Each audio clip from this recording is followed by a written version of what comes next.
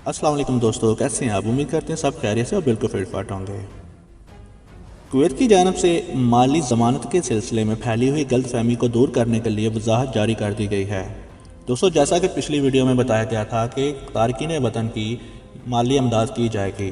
माली ज़मानत किन अफराद को दी जाएगी, ये आपको इस वीडियो में बताते हैं तफसील के साथ। तो दोस्तों, अगर आप हमारे चैनल पर न्यू हैं तो इस चैनल को सब्सक्राइब कर दें और बेल आइकन का बटन ज़रूर दबा दें ताकि हमारी अगले आने वाली वीडियो और अपडेट तक बआसानी जल्दी पहुंच सके। कुवैत की जानब से माली ज़मानत के सिलसिले में फैली हुई गलतफहमी को दूर करने के लिए वजाहत जारी कर दी गई है।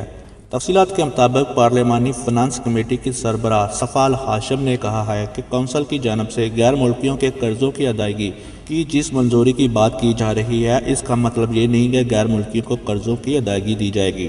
इन्होंने वाज़ेह तौर पर कहा कि माली ज़मानत का मतलब तारकीन वतन के कर्ज़ों की अदायगी करना नहीं है, बल्कि ये बाकी मुआशरत को बचाने की एक कोशिश है।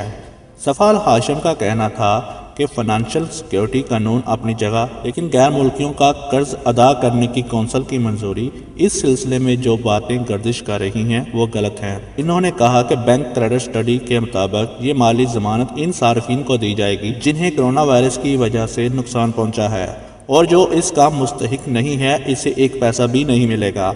यानी बैंक की जानब से कोरोना वायरस से मुतासर होने वाले सार्फिन को जो कर्जा दिया जाएगा, इसकी ज़मानत फाइनेंशियल सिक्योरिटी कानून देगा। सफ़ा अल हाशिम का कहना था कि अगर हम माली ज़मानत के तहत गैर मुल्कियों के कर्ज़ों की अदायगी करेंगे तो ऐसा करना सिर्फ तबाही होगी। सफ़ा अल हाशिम ने कहा कि मालियाती सिक्योरिटी कानून छोटे और दरमियाने दर्जे के कारोबारी मालकान को, यहाँ तक कि इन अफराद के कारोबार को तहफ़्फ़ुज़ फराहम करता है जिनके कारोबार का हजम 5 से 10 मिलियन से ज़्यादा हो। वबा के बाद जो कुछ मुआशिरत बची है, ये कानून इससे बचाने की कोशिश कर रहा है। तो दोस्तों, उम्मीद करते हैं आपको हमारी वीडियो अच्छी लगी। अगर अच्छी लगी तो इसको लाइक सब्सक्राइब ज़रूर करें। मिलते हैं अगली वीडियो में।